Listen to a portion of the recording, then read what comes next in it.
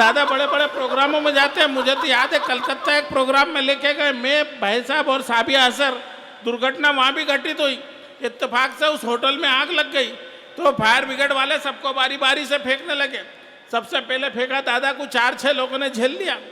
उसके बाद फेंका साबिया असर को, तो झेलने वालों में होड़ मच गई।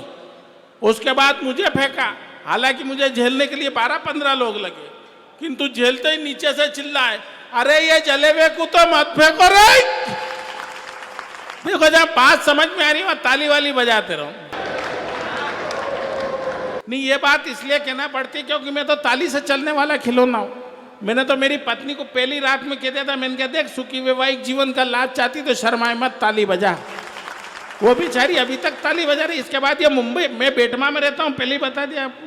नदी तालाब में नहाने वाला व्यक्ति पहली बार गांव के तालाब में जाकर कूदा तो सारे जीव जंतु बाहर हो गए कि अंदर अंधेरा ही अंधेरा हो गया। ये मुंबई एक प्रोग्राम में लेके गए, जिस होटल में ठहराया वहाँ स्विमिंग पूल। अच्छा, स्विमिंग पूल मैंने पहली बार देखा क्या, दौड़ा दौड़ा गया और कूद गया तो वो जितने भी लोग नहा रहे थे वो बाहर हो गए। वो स्विमर दौड़ा दौड़ा कि क्या हुआ क्या आदमी कलर छोड़ रहा है। मुझे उस स्विमिंग पूल से बाहर निकाल दिया कि भाई साहब, मैं उदास होकर बैठ गया थी। इन्होंने समझाया कि तू क्यों उदास होता, चल तुझे मैं संवाद दिला कर लाता हूँ। ये लेके गए मुझे जुहू बीच पर। मैं भी अर्धनग्न अवस्था में मलिका शेरावत स्टाइल में टावल वगैरह लपेट कर लेट गया। चूंकि निरंतर यात्राओं में था, थका हुआ था, क्या देखता हूँ कि थोड़ी देर में आसपास के जो भी चील कौवे सब मेरे पास आकर बैठ गए। एक से ने फिर पूछा कि क्या हुआ, तो क्या हमारा देवता मर गया है। भाई साहब, जनरली लोग नाम और चेहरे से पहचाने जाते हैं। मैं विश्व में एकमात्र ऐसा इंसान हूँ जो केवल अपने दांतों से पहचाना जाता हूँ, क्योंकि अंधेरे में वही दिखाई देते हैं। मेरे विवाह के बाद जब मेरे बच्चे गोरे भूरे हुए तो आसपास के लोगों को शंका पैदा हो गई, यहाँ तक कि मध्य प्रदेश सरकार तक चिंतित हो गई। ये प्रजाति धीरे धीरे नष्ट हो रही है, इसकी सुरक्षा अत्यंत आवश्यक है। उन्होंने तत्काल एक पत्र केंद्र सरकार को लिखा मुझे Z+ सुरक्षा दिलाने के लिए। हंसने की बात नहीं है साहब, जब इस सहिष्णु देश में असहिष्णुता की बात करने वाले देश के गद्दारों को पुलिस सुरक्षा प्रदान की जा सकती है तो मेरे जैसे कलमकार को क्यों नहीं की जा सकती। मेरी तो यह स्थिति है भाई साहब कि अगर अंधेरे में खड़ा रहूं तो गिलेरियां और छिपकलियां मेरे ऊपर चढ़ जाती है। प्रोग्रामों में जाऊं तो कई लोग तो मुझे बोरिंग मशीन वाला समझते हैं। हालैंड, अभी पिछली बार वेस्ट इंडीज मैच जीती तो लोग मेरे घर बधाई देने आ गए कि बधाई बधाई। मैंने क्या हुआ था कि वेस्ट इंडीज मैच जीत गई। मैंने कहा इसमें मेरा क्या योगदान, तो कि नहीं आप पैदाइश तो वहीं क्यों, डिलीवर का लज्जा क्या होगा। और महिलाओं के बारे में क्या बात करें साहब। अच्छा, मिलते जुलते शब्द होते हैं, एक होता है माइक और एक होती है वाइफ। माइक के सामने आप बोल सकते हो, वाइफ के सामने नहीं बोल सकते। माइक की आवाज को कम या ज्यादा किया जा सकता, वाइफ में सुविधा नहीं होती है। मेरा माइक यदि खराब हो जाए तो यह संचालक महोदय खुशी खुशी स्वेच्छा से अपना माइक मुझे सौंप देंगे। हो सकता है किसी किसी को सुबह तक समझ में आए। और मैं कह रहा हूं, भाई साहब मैं तो धन्यवाद देना चाहता हूं पूरी आयोजन समिति को कि आपने प्रोग्राम बुधवार के दिन रखा। यदि शनिवार के दिन रखा था तो मैं तो आ ही नहीं सकता था। आने की बात छोड़ो, शनिवार के दिन मैं घर से बाहर नहीं निकलता हूँ। घर से बाहर निकलूँ तो मोहल्ले की ओर तो मुझे शनिवार समझ कर तेल चढ़ जाती है, अगरबत्ती कान में खोज जाती है, धूप बत्ती सर में ठोक जाती है। और महिलाओं के बारे में क्या बात करें। मैंने तो मेरी पत्नी से सीधा सा प्रश्न कर लिया, भाई साहब मैंने क्या बता, भगवान नहीं करे मैं मर गया तो किसके साथ रहेगी। पहले तो वो दहाड़े मार मार के रोने लगी। फिर मैंने उसे समझाया कि देख आज नहीं तो कल ये होना है, तू कल्पना करके भगवान नहीं करे मैं मर गया तू किसके साथ रहेगी। उसने कहा कि मेरा मन तो मेरी छोटी बहन के साथ रहने का है। बात आई गई हो गई। कुछ दिनों बाद उसने मुझसे प्रश्न किया, क्यों भगवान नहीं करे कभी मैं पहले मर गई तो आप किसके साथ रहोगे। मैंने कहा मेरा मन भी तेरी छोटी बहन के साथ ही रहने का है। अब ये वही लोग ताली बजा रहे हैं जिनका मन मेरे मन से मिलता है। तो महिलाओं के बारे में क्या बात करें। अच्छा मैं बता रहा हूँ, नहीं मैं तो दादा सही बता रहा हूँ, मैं जिस प्रोग्राम में जाता हूँ उस प्रोग्राम में मुझे पुरुष देख के खुश होनी हो, महिलाएं खुश हो जाती है। वाह, यहाँ भी सब खुशी है। महिलाएं खुश हो जाती है, उनका अपने पति के प्रति प्रेम बढ़ जाता है।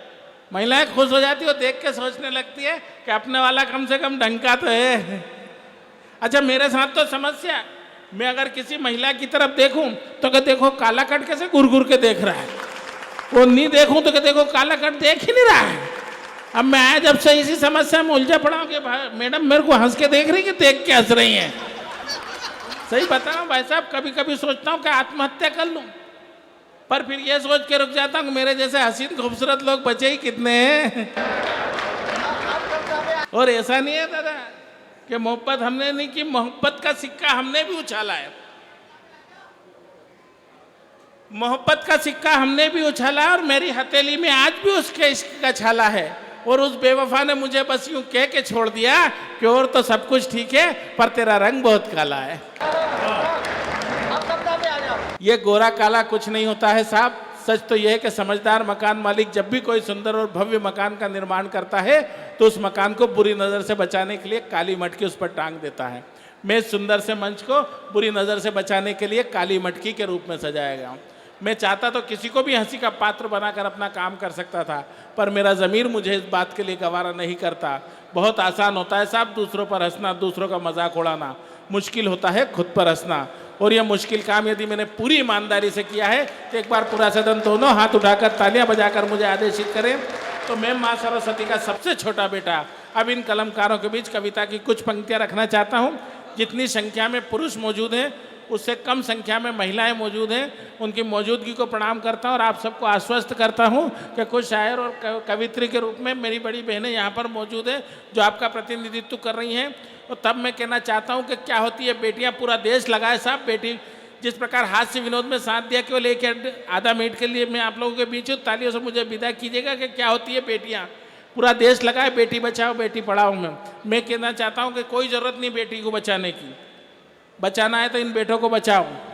हम बेटे किस काम के? क्या बात है? हम क्या नर्मदा जी में क्या हैं कि हम कूलर और पंखों, कूलर और फ्रिज में पानी भरने के लिए? कोई ज़रूरत नहीं बेटियों को बचाने की। बचाना है तो इन बेटों को बचाओ। बेटों को बचाओ कुसंस्कारों से, कुआधारों से, कुविचारों से। जिस दिन बेटे कुसंस्कार, कुआधार, कुविचार से बच गए उस दिन बेटियां खुद ब खुद बच जाएंगी। अब मैं कहना चाहता हूं कि क्या होती है बेटियां, कि समस्याएं रोज नई खड़ी हो जाती हैं, पैरों की पायल ही हथकड़ी हो जाती है और हंसती खेलती हुई अच्छी लगती थी आंगन में। पता नहीं क्यों बेटियां इतनी जल्दी बड़ी हो जाती है, पता नहीं क्यों बेटियां इतनी जल्दी बड़ी हो जाती है। और है वो पूंजी जिसकी कभी भरपाई नहीं होती, जिस्म से जुदा कभी नहीं इसकी परछाई होती। और कहने को होती है धन पराया, लेकिन एक बेटी है जो कभी पराई नहीं होती। तब मैं कहना चाहता हूँ साहब कि आईने से कभी पूछना सच्चाई क्या होती है। आईना झूठ नहीं बोलता, आईना सच को दर्शाता है। कि आईने से कभी पूछना सच्चाई क्या होती है, बेवा से कभी पूछना शहनाई क्या होती है। और बेटे की चंद सांसों के लिए असमत भी बेच दी जिसने, उस माँ से कभी पूछना कि दवाई क्या होती है। उस माँ से कभी पूछना दवाई क्या होती है। बाप से पूछना बेटी की विदाई क्या होती है। दुल्हन से कभी पूछना अपनों की जुदाई क्या होती है। और इस साल भी राखी लिए इंतजार में बैठी रही जाओ, उस बहन से पूछना भाई की कलाई क्या होती है। और भूखे ही सो जाते हैं जिसके बच्चे निवाले की आस में है, उस मजदूर से कभी पूछना कि एक दिन की कमाई क्या होती है। आईने से कभी पूछना सच्चाई क्या होती है।